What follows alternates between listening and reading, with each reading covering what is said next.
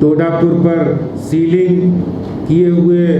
संपत्ति को डीसील कर रहे थे, तो जिनकी संपत्ति थी यादव जी, उनके चेहरे पर वो खुशी साफ दिख रही थी। मॉनिटरिंग कमेटी के आदेश पर नॉर्थ दिल्ली में जिन लोगों की प्रॉपर्टी सील हो चुकी है उनके लिए अच्छी खबर है। डीडीए के राहत प्लान पर नोटिफिकेशन के बाद अब एमसीडी ऐसी सभी प्रॉपर्टीज को डीसील करने की प्रक्रिया शुरू कर चुकी है। भारतीय जनता पार्टी की तरफ से दिवाली से पहले जितनी भी प्रक्रिया है उसको कंप्लीट करके और दिवाली से पहले सबको ये डीसील का तोहफा दिया जाए। कि आज से 1.5 साल पहले जो संपत्ति सील की गई वो आज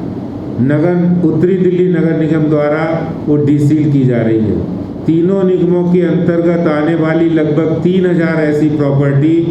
जो डीसील हो रही है और उनके सर्टिफिकेट भी उनको दिए जा रहे हैं। सबसे बड़ी बात यह है, इसके अंदर हम सुप्रीम कोर्ट का जो ऑर्डर आया है 14 अगस्त को, उसके अनुसार जो भी प्रॉपर्टी इसके अंदर एडमिट करती है, जो इसके अंदर कवर होती है, उन सब प्रॉपर्टीज को हम डीसील करने का काम शुरू करेंगे। जैसे कि आपने अभी बताया कि बच्चा फ्लैट, जिसको अपने एरिया में बच्चा फ्लैट बोला जाता है, बच्चा फ्लैट नहीं, उसको आप ये कह सकते हैं जो गार्ड रूम वगैरह की वजह से असल में क्या है कि अगर उसमें कोई कॉमर्शियल इस्तेमाल था और वो डीसील अगर वो सील हुई है तो वो फिर इसमें एम्बिट नहीं करती है। इसके अंदर वही इसके अंदर एम्बिट करेंगी, वही इसमें कवर होंगे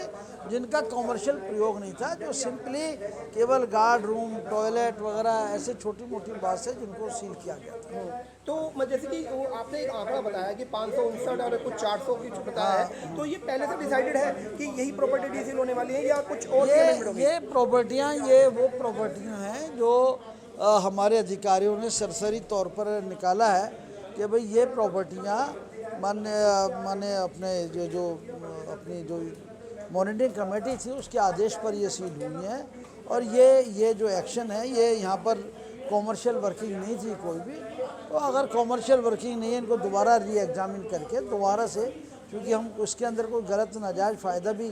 इसमें कोई ना उठा पाए, इसका भी हम दें। केवल सुप्रीम कोर्ट का जो आदेश है उसके अकॉर्डिंगली काम। ये ऑर्डर कब आया है सर, जो आपको मिला है, या मतलब अभी लेटेस्ट है? ये सर्वोच्च न्यायालय ने 14 अगस्त को ऑर्डर किया था, उसके बाद इस पर लीगल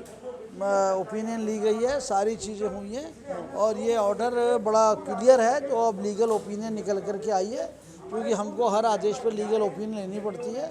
उसके अंदर जो बड़ा क्लियर निकल कर के आया है कि हम इसको जो है, जैसे भाई जयप्रकाश जी ने कहा उत्तरी दिल्ली ने, कि इसको हम एक ही फाइल पर हम जो भी इसमें कवर प्रॉपर्टीज होती हैं उनको सबको एक साथ। तो जो लोग इस आपके ऑर्डर में रह गए ये प्रॉपर्टियाँ, या जो भी लोग रह गए, वो कैसे अपने आप को? नहीं, वो जो मॉनिटरिंग कमेटी ने अगर उनको कॉमर्शियल की वजह से सील किया है तो वो इस ऑर्डर में कवर नहीं होगा। आज बहुत खुशी का दिन है जब दिल्ली की जनता को बहुत बड़ी राहत भाजपा शासित तीनों निगमों के द्वारा दी जा रही है। आज खुशी का वो पल जब सुबह हम लोग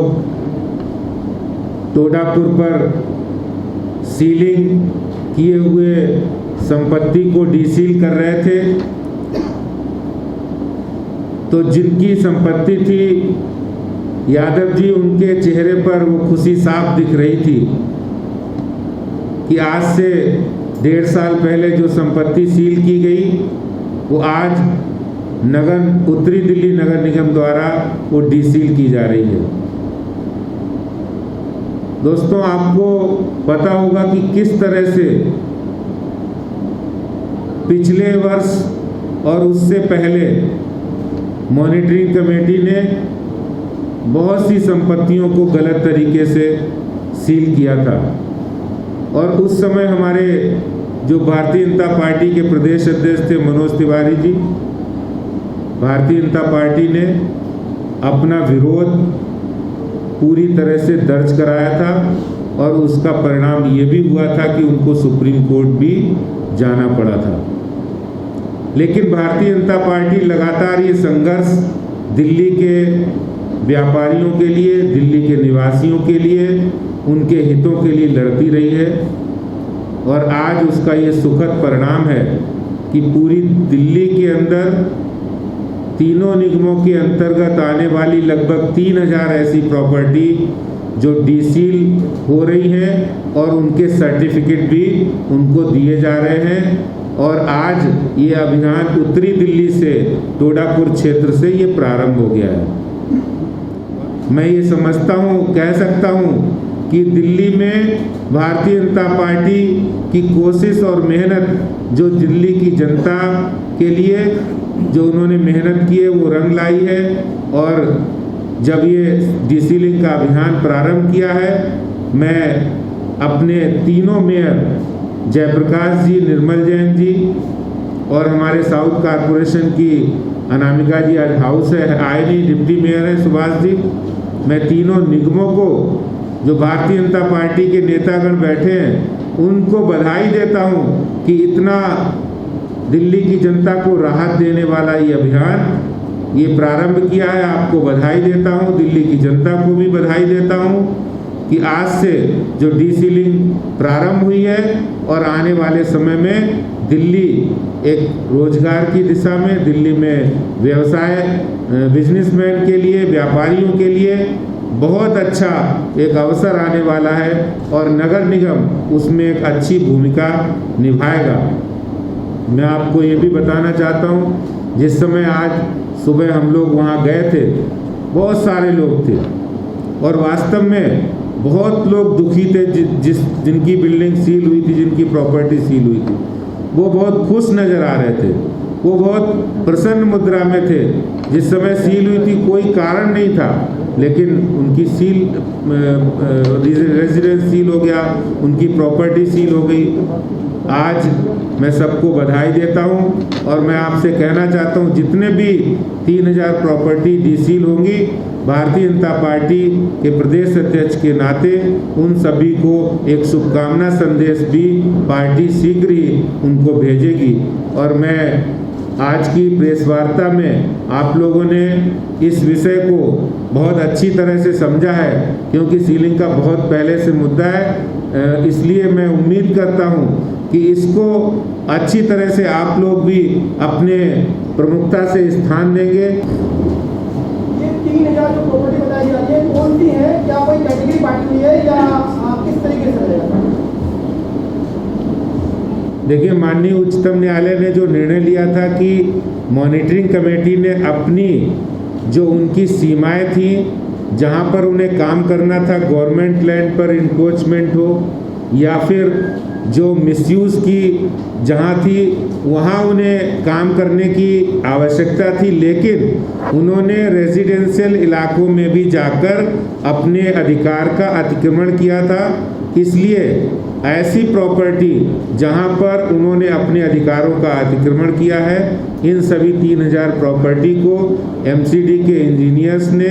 सूचीबद्ध किया है, बहुत मेहनत की है और उस सूचीबद्ध के हिसाब से वो सारी प्रॉपर्टी डीसील की जा रही है। स्टेट पार्किंग में बनाई गई कोई भी प्रॉपर्टी किस तरीके से मानी जाएगी?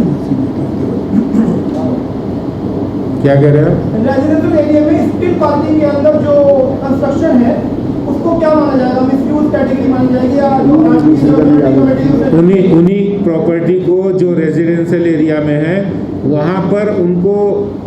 सुप्रीम कोर्ट का साफ कहना है कि मॉनिटरिंग कमेटी को हमने कभी ये अधिकार दिया ही नहीं। उसके लिए एसटीएफ बना है, उसके लिए निगम है, वो इस कामों को देखेगा, लेकिन जो काम मॉनिटरिंग कमेटी ने गलत तरीके से किया है उसको डीसील करने की प्रक्रिया प्रारंभ हुई है। डबल स्टोरी में जो बहुत सी प्रॉपर्टी सील है उनका तो कोई अभी रिपोर्ट नहीं आई है, वो क्या डीसील होंगी? ये 3000 का ये स्प्लिट क्या है सर? ये 3000 हो जाएगा पूरा? ये आज से प्रारंभ हो गया और पूरे सभी जोन में 1357 प्रॉपर्टी इसमें नॉर्थ उत्तरी दिल्ली की हैं जो आज प्रारंभ हुई है, और साउथ दिल्ली की लगभग 700 प्रॉपर्टी है और 1000 प्रॉपर्टी पूर्वी दिल्ली की है। निर्मल जैन जी बैठे, किस तरीके से जो उत्तरी जिले में है किस तरीके से इसकी प्रक्रिया को कहाँ मिला जा सकता है और कहाँ बताया जा सकता है कि आपसे बात करी जाए? हमारे शादरा साउथ जोन में और शादरा नॉर्थ जोन, दो जोन हमारे निगम में आते हैं। दोनों जोन के अंदर किसी को ये बिल्कुल कहा गया है कि उनके उसमें जितनी इस तरीके की प्रॉपर्टी आती है जो सुप्रीम कोर्ट के डिसीजन के एम्बिट में आती हैं, जो विशेष रूप से इसके अंदर हुई है, जैसा आपने कहा, जो स्ट्रीट पार्किंग में जो छोटे मोटे टॉयलेट वगैरह बने हुए थे उस वजह से वो हो गई, और कोई गार्ड रूम बने हुए थे उस वजह से वो मतलब प्रॉपर्टी एक तरह से देखा जाए कि वो राष्ट्रपति अध्यक्ष जी ने जैसे कहा है, तो उसी बात को मैं आगे बता रहा हूँ कि उसमें उस समय कोई सुनवाई नहीं की है, कोई सुनवाई नहीं हुई। और उसमें जो भी मॉनिटरिंग कमेटी ने अपने जिस तरीके से आदेशानुसार कॉर्पोरेशन को वो आदेश मानना पड़ा,